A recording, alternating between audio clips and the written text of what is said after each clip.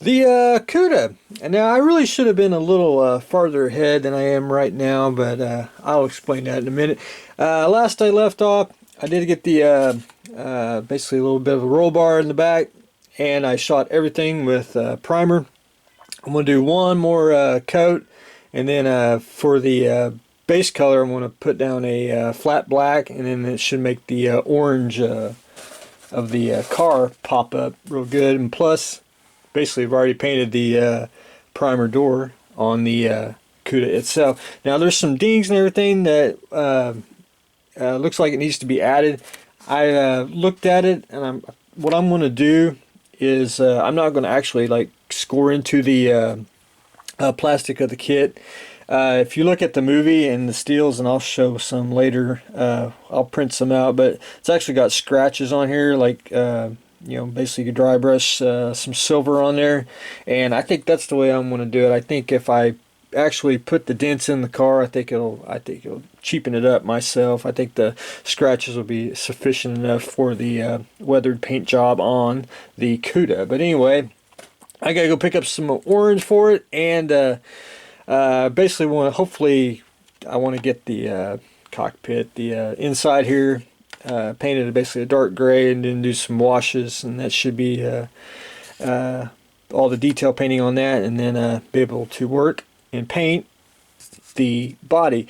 And the reason I didn't get farther ahead, because I got addicted to Hexbug scale modeling.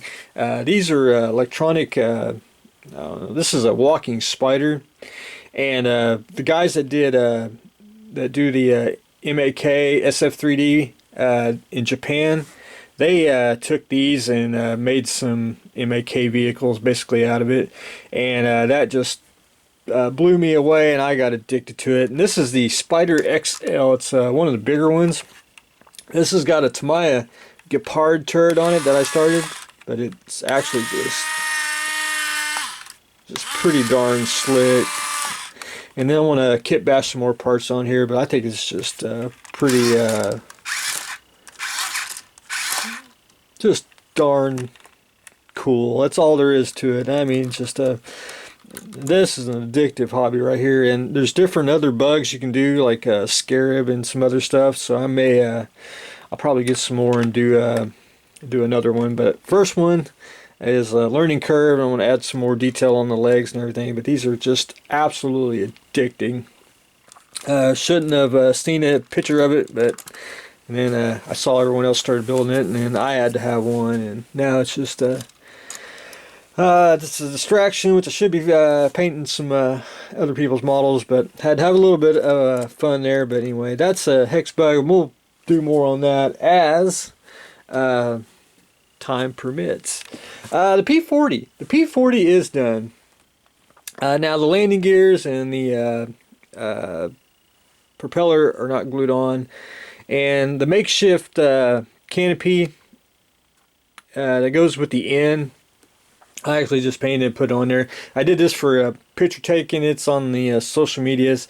The correct canopy will be here in about a couple days. I started to fix the canopy. I put some clay in it and started sanding it to get it back to shape, and I was going to re-vacuum form it, and then it just kept breaking and everything. Finally I just pitched it, and so what I did is I just painted that up for picture taking, getting the replacement canopy coming, be here in a couple days. I'll get that painted. I'll show everyone what that looks like, and then I will be able to take that, ship that off. Nothing is glued, like I said before. I just put some modeling clay just to hold the landing gears on for taking picture purposes, and that's pretty much it. And I basically sealed it with Tester's dull coat, and I am good to go. So take a little break on this for a couple days. I'll paint the canopy, show everyone what that looks like, and then we'll start Japanese A6M5, which is an old kit which came out in, if you can see the tag, 1962. And I mean, there ain't nothing to this kit. I mean, it's very simple. Almost 20 pieces, which I think model kits kind of should be in a way.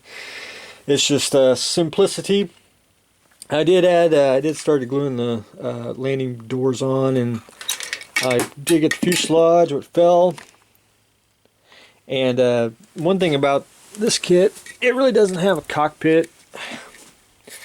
You basically get a cheap pilot that supposedly is the cockpit. So what I'm going to do is I'll add some styrene, add some a floorboard, and add a seat to it, and I will be good to go on that. I did get the control panel in, got the fuselage glued together, and then I'll have to sand to get that all to shape. So I'll start that. I started that tonight, this morning, and I'll just continue on building that, and then I'll show more of that after I get the canopy for the P40 finished and everything.